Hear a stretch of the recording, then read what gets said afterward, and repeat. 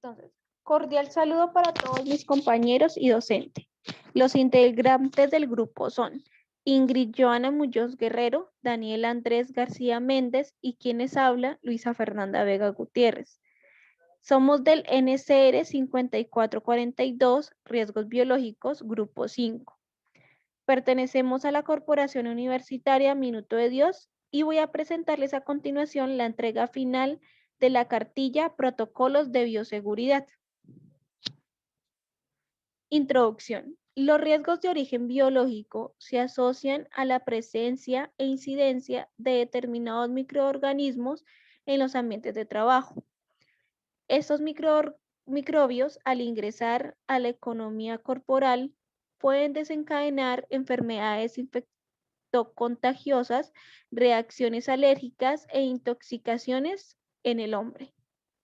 Los agentes biológicos con capacidad infecciosa pueden ser diversos: virus, bacterias, parásitos, hongos o esporas, toxinas, endotoxinas, cultivos celulares, entre otros. Para que este contacto se produzca, debe existir una vía de transmisión que permita que el agente entre en contacto con el órgano o sistema donde el agente en cuestión pueda causar daño. La obligación de prevención del riesgo biológico en el medio laboral consiste en tomar medidas para evitar daños a la salud originados en agentes biológicos con capacidad infecciosa presentes en el medio laboral, aplicando los principios de la acción preventiva. Los riesgos primarios del personal que labora con los agentes biológicos están relacionados con exposiciones accidentales de membranas mucosas, percutáneas o por ingestión de materiales infecciosos. La exposición ocurre por pinchazos de agujas u otros objetos filosos contaminados con sangre infectada, por contacto con los ojos, nariz, boca, piel, con la sangre del paciente infectado. Descripción del contexto laboral. Auxiliar de enfermería de un centro hospitalario. Contexto laboral. Los agentes biológicos que encontramos presentes en el contexto laboral son las bacterias, los virus y los protozoos, los cuales se ingresan al tener contacto con el personal laboral, ya sea por vía respiratoria, digestiva, dérmica o parenteral, causando diversas enfermedades leves o mortales. El riesgo de contactos se refiere a la exposición directa de la piel o las mucosas a cualquier material que contenga agentes cuya vía de entrada pueda ser la superficie corporal, VHs, estafilocosis y estreptococos. Por eso es de gran importancia reconocer los agentes biológicos en su función como auxiliar de enfermería para reducir y prevenir el riesgo utilizado por los EPPs, también llamados elementos de protección personal. Actividades o procedimientos de auxiliar de enfermería. Los auxiliares de enfermería son los responsables de tareas de cuidado rutinarias y trabajos bajo la supervisión de una enfermera u otra profesional de la medicina. Algunos pacientes no pueden lavarse ellos solos, por lo cual el auxiliar de enfermería debe ayudarlos con la higiene personal y a ir al baño o ayudarles a utilizar un orinal. En los hospitales, los auxiliares de enfermería pueden trabajar en colaboración del personal de limpieza para mantener las habitaciones limpias y ordenadas, cambiar la ropa de cama y la envían a la lavandería y la introducen en una bolsa para que el personal de la lavandería la recoja. La parte más técnica del trabajo consiste en tomar la temperatura y el pulso de los pacientes, así como recoger muestras de orina. Los auxiliares de enfermería ayudan en tareas clínicas simples, tales como cambiar vendajes y recoger muestras para las pruebas. Identificación de riesgo. ¿Cómo puede suceder? VIH se encuentra en la sangre, el líquido preseminal, el semen, los fluidos vaginales y la leche materna. Vía específica de transmisión de la enfermedad: vía sexual, vía sanguínea, vía perinatal o vertical. Si el paciente está infectado por punciones con agujas, bisturí en el momento del lado de los equipos que se haya usado para procedimientos invasivos, Tuberculosis. Las bacterias de la tuberculosis se transmiten de una persona a otra por el aire.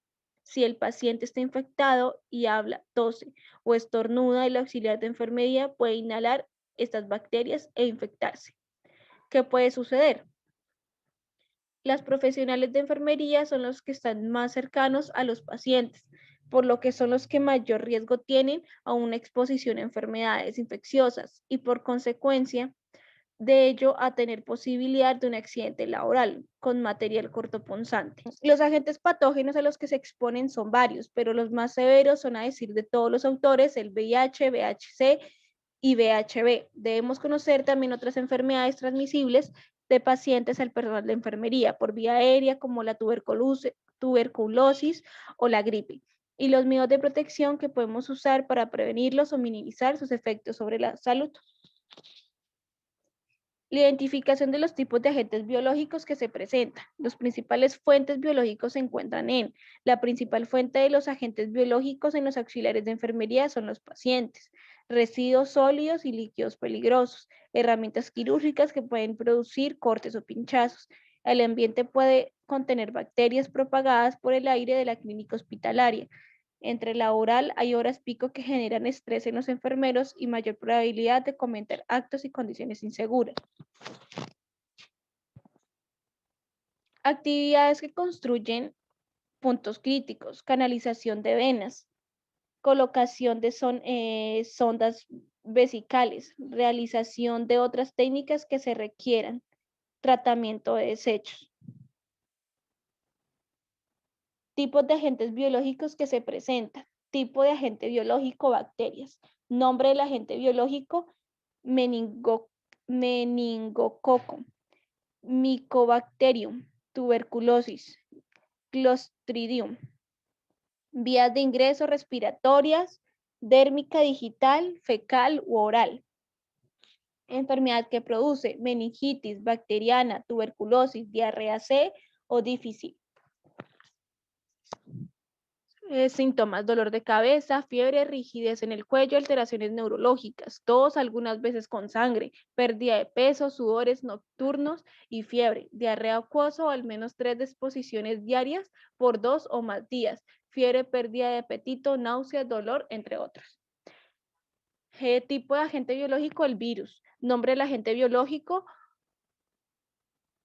Orthomyxoviridae, tipo ABC. Vía respiratoria, dérmica, influenza, fiebre, escalofríos, dolores musculares, tos, congestión, secreción nasal, dolor de cabeza y fatiga. Nombre del agente, Retroviridae. Vía de ingreso, parenteral. Enfermedad, VIH. Síntomas, pseudogripal a las 2 semanas de haber sido infectado. Vía de ingreso también puede ser dérmica y respiratoria. Enfermedad, varicela. Síntomas, erupción en la piel que causa picazón.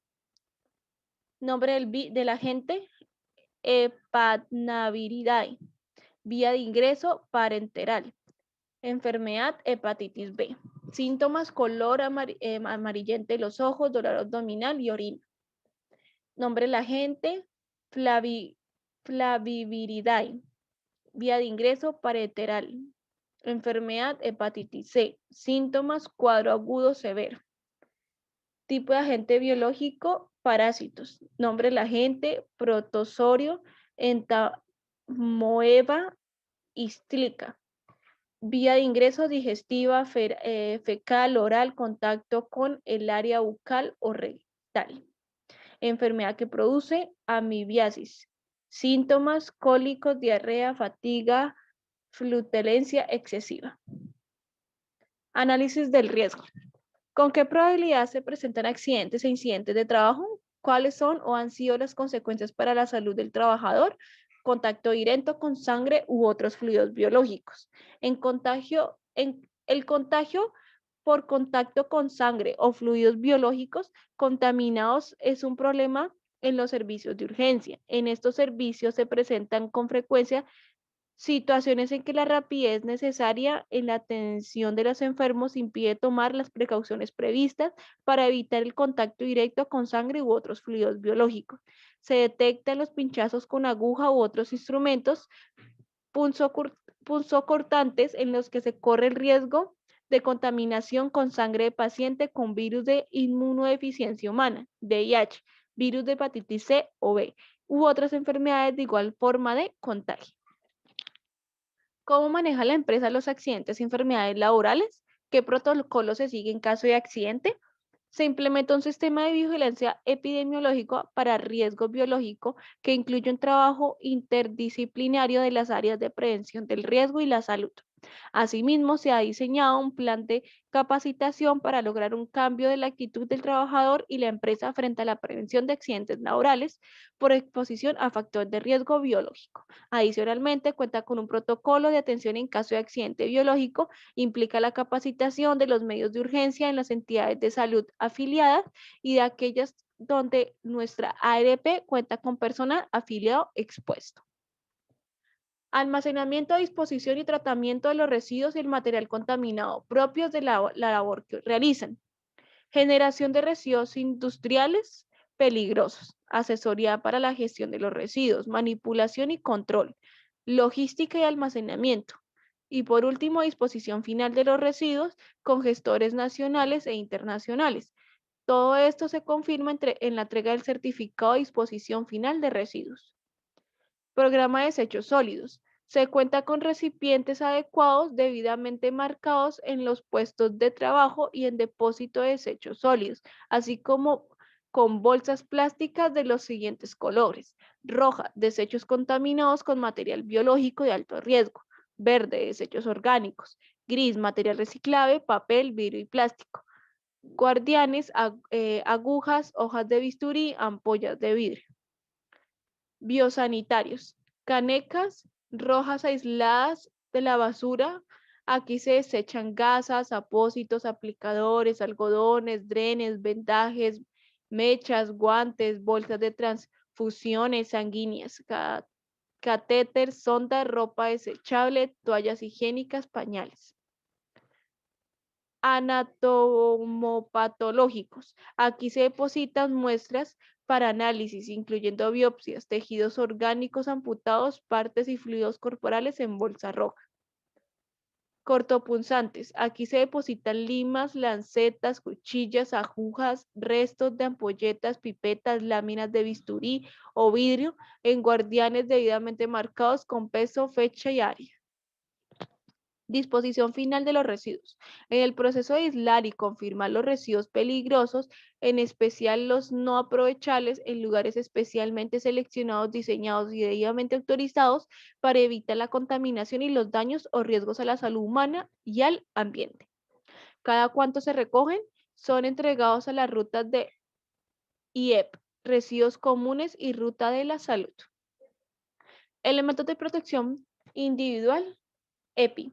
Tapabocas, se debe usar mascarilla quirúrgico, tapabocas convencional en la atención de paciente en general, independientemente de su diagnóstico. Guantes, uso de guantes para contacto. Área asistenciales, atención en pacientes sospechosos y o confirmados con el virus de la influenza. Protección para cuerpo y extremidades. Tela, flexible y cómodo que permite la máxima movilidad, debe incluir ropa de señalización de alta visibilidad. Calzado de protección que sea antiestático, resistente al deslizamiento, resistente al agua.